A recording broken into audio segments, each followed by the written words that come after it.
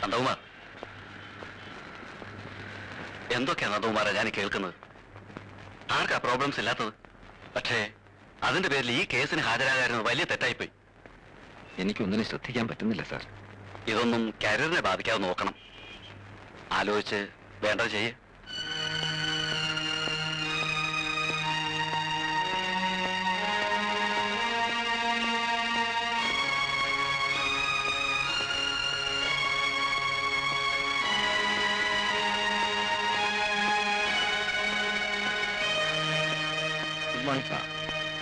സാറേ, ഇവിടെ ആകെ പാട്ടായി. ശത്രുക്കൾ ആരോ ശരിക്കും പ്രചരണം കൊടുക്കുന്നുണ്ട്. പബ്ലിക് പ്രോസിക്യൂട്ടർ സ്ഥാനത്ത് നിന്നും സാറിനെ മാറ്റാൻ നീക്കം നടക്കുന്നതായി ഒരു ശ്രുതി പറഞ്ഞിട്ടുണ്ട്. ഞാനും കേട്ടു.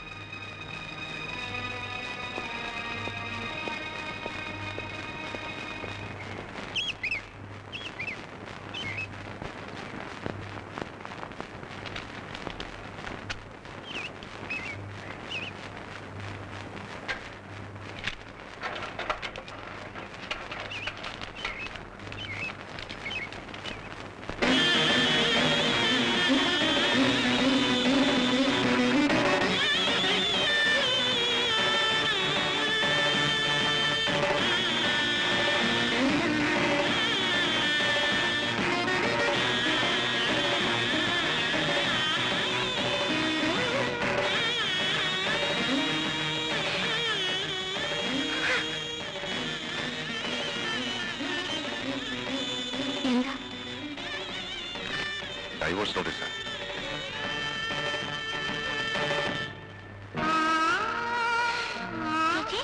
ചേച്ചി, എന്തോ ചേച്ചി?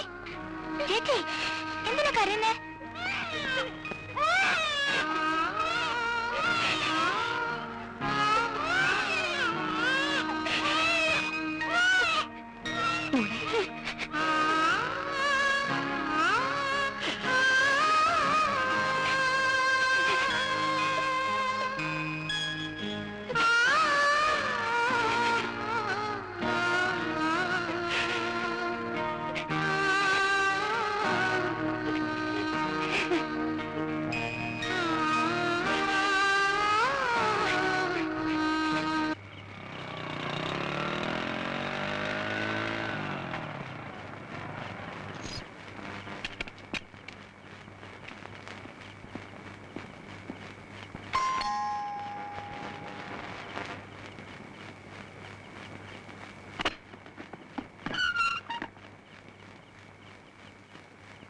എന്ത് വേണം? കുറച്ചുകൂടി മനുഷ്യത്വവും മെച്യൂരിറ്റിയും ഞാൻ സാറിൽ നിന്നും പ്രതീക്ഷിച്ചു. ഒന്നും ആലോചിക്കാതെ അങ്ങനെ ഒരു ഡൈവോഴ്സ് നോട്ടീസ് അയച്ചത് വളരെ ചീപ്പായി പോയി. പിന്നെ നീ പറഞ്ഞതൊക്കെ സത്യമാണെന്ന് വിശ്വസിച്ച് ഞാൻ അവളെ സ്വീകരിക്കുമെന്ന് വിചാരിച്ചോ? ജീവിതത്തിൽ ഒരു മൊറാലിറ്റി ഇല്ലാത്ത നീ എന്നെ ഉപദേശിക്കാൻ പറ്റണം. എന്റെ സ്വഭാവം നിങ്ങളെപ്പോലുള്ള മാന്യന്മാരുടെ കാഴ്ചപ്പാടിൽ മോശമാണ്. ഒരു പെണ്ണിന് ഒരു ലിഫ്റ്റ് കൊടുത്താലോ അവളോടൊന്ന് ഫ്രീ ആയിട്ട് സംസാരിച്ചാലോ അവിഹിത ബന്ധം ആരോപിക്കുന്ന നിങ്ങളെപ്പോലുള്ള മാന്യന്മാരോട് എനിക്കൊന്നും ബോധിപ്പിക്കാനില്ല. എനിക്കറിയാം ഞാൻ ആരാണെന്ന്. അത്ര ചങ്കൂറ്റമുള്ളവരാണെങ്കിൽ ഒരു പെണ്ണിനെ സ്നേഹിച്ചാൽ മാത്രം പോരാ, അവളെ സംരക്ഷിക്കാനുള്ള ചങ്കൂറ്റം കാണിക്കണം. അല്ലാതെ മറ്റൊരുത്തന്റെ പടലിക്ക് വെച്ച് കിട്ടുന്നതല്ല മാന്യത. ആര് പടലിക്ക് വെച്ച് കിട്ടിയെന്ന് മേലിൽ ഈ അനാവശ്യം സംസാരിക്കരുത്. നീ എന്ത് ചെയ്യും? പ്രൊഫഷന്റെ ഡിഗ്നിറ്റി കീപ്പ് ചെയ്യാൻ വേണ്ടി ഭാര്യ ഉപേക്ഷിക്കുന്ന നിങ്ങളെ ഒന്നും ചെയ്തിട്ട് കാര്യമില്ല. നിങ്ങൾ അവളെ ഉപേക്ഷിച്ചാലും അവൾ അനാഥയാവുന്നൊന്നും കരുതണ്ട. അവളെ സംരക്ഷിക്കാൻ വേറെ ആണുങ്ങളുണ്ടാവും.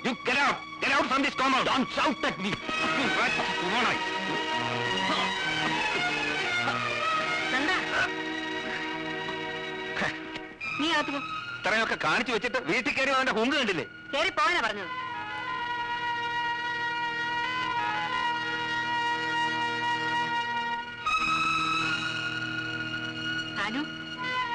അനന്തമോൻ അസുഖമൊന്നുമില്ലല്ലോ? അവനൊന്നും അറിയില്ലല്ലോ, അതുകൊണ്ട് കളിക്കും ചിരിക്കും കുറവൊന്നുമില്ല.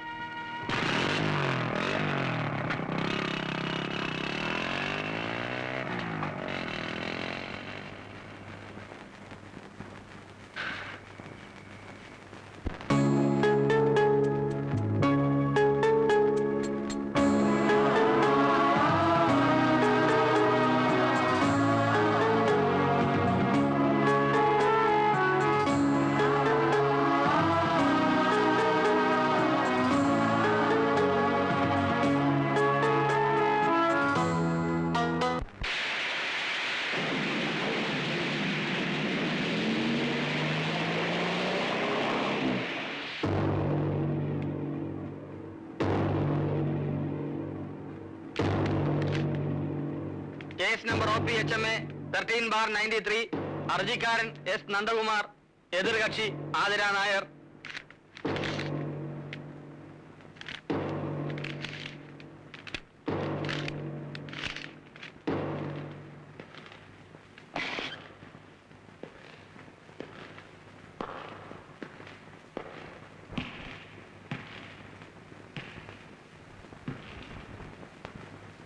ഡൈവോഴ്സ് പെറ്റീഷനിൽ നിങ്ങൾ പറഞ്ഞിരിക്കുന്ന സംഗതികൾ സത്യമാണോ? സത്യമാണ്.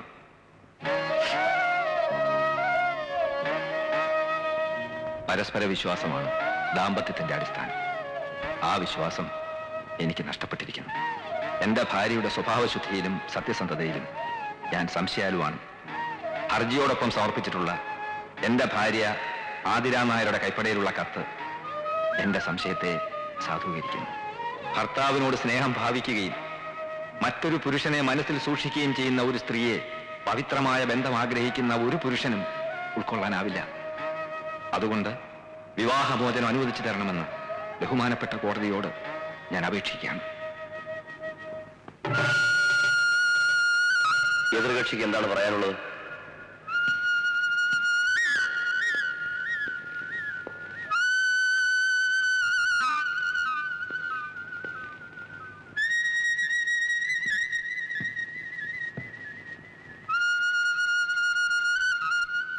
ഹർജിക്കാരൻ പറഞ്ഞത് കേട്ടല്ലോ. നിങ്ങൾക്ക് വിവാഹമോചനം ആവശ്യമാണോ?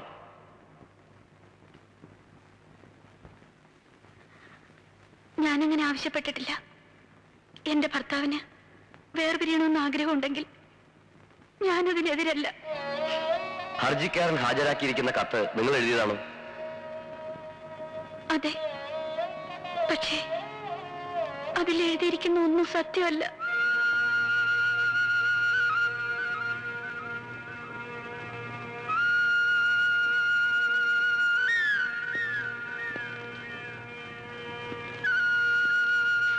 വിവാഹ ജീവിതം എന്ന് പറയുന്നത് പങ്കാളികളുടെ ഇഷ്ടാനുസരണം സ്വീകരിക്കാനും വേണ്ടെന്ന് വെക്കാനുമുള്ള നിസ്സാര സംഗതിയല്ല.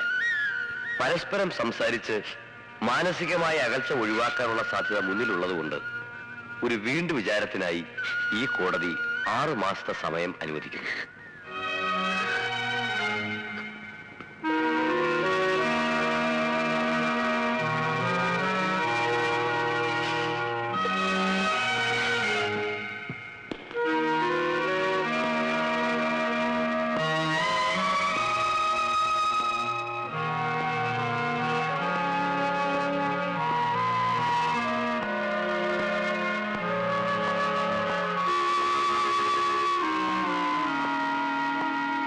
നന്ദേട്ടാ,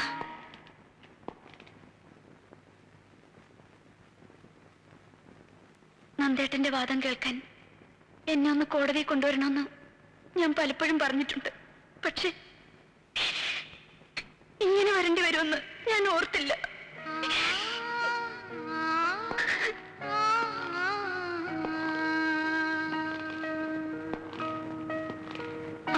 കഴിഞ്ഞ് എനിക്കെതിരെ വീണ്ടും വാദിക്കുമ്പോ ഞാൻ ചീത്തയാണെന്ന് മാത്രം പറയരുത്.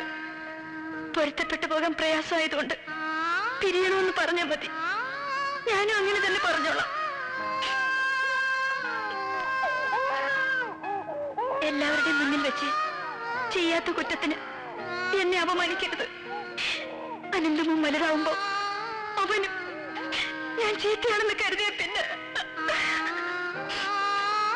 ഈ കേസിൽ നന്ദേട്ടൻ ജയിക്കണം. പബ്ലിക് പ്രോസിക്യൂട്ടർ നന്ദകുമാർ ഒരു കേസിലും തോൽക്കരുത്. എന്റെ മോനോട് എനിക്ക് പറയാലോ, നിന്റെ അച്ഛൻ തോൽവി അറിയാത്ത പ്രശസ്തനായ ഒരു വക്കീലാണെന്ന്.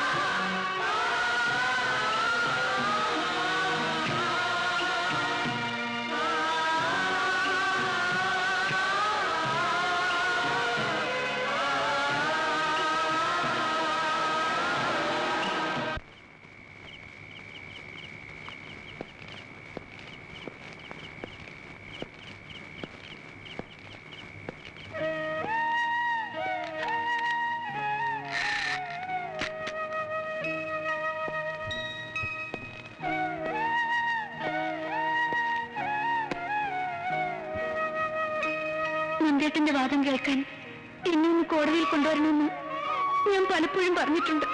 പക്ഷെ ഇങ്ങനെ വരേണ്ടി വരുമെന്ന് ഒരിക്കലും ഞാൻ കരുതിയില്ല. ഈ കേസിലും നന്ദേട്ടൻ ജയിക്കണം.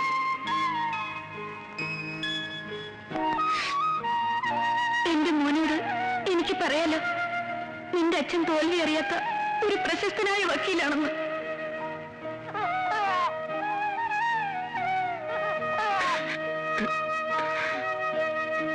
നന്ദേട്ടാ,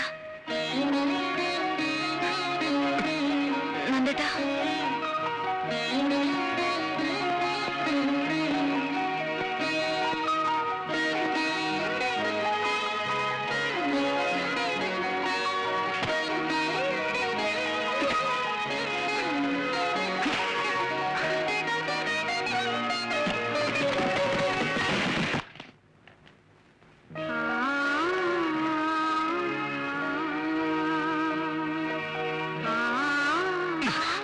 ഇന്നും വൈകുന്നേരം എന്താണ് കുത്തിവെക്കുന്ന അറിയണമല്ലോ. അങ്ങനെ ഇപ്പൊ അറിയണ്ട. ഒരാളുടെ പേഴ്സണൽ ഡയറി വായിക്കുന്ന ശീലം അത്ര നല്ലതല്ല. വലിയ വക്കീലായിട്ട് ഇതൊന്നും അറിയില്ലേ? ഒരു മുതുമുത്തശ്ശനായിട്ട് ഇങ്ങനെ പല്ലുമൊക്കെ കൊഴിഞ്ഞു വടിയും പിടിച്ചു നടക്കുന്ന ഒരു വയസ്സനായി നന്ദേട്ടൻ ഏതെങ്കിലും മൂലയ്ക്ക് കുത്തിയിരിക്കുമ്പോ ഞാൻ അടുത്തു വരും. അന്ന് നമുക്ക് ഒരുമിച്ചിരുന്ന് ഡയറി വായിക്കാം. മറക്കണമെന്ന് കരുതിയതും ഓർമ്മിക്കാൻ പാടില്ലാത്തതുമായ പലതും ഇതിലുണ്ടാവും. അന്ന് കിട്ടുന്ന ആ സുഖം ഇന്ന് ഇത് വായിച്ച പിന്നെ കിട്ടിയെന്ന് വരില്ല. അതുകൊണ്ട് അന്ന് വായിക്കുന്നതല്ലേ സുഖം.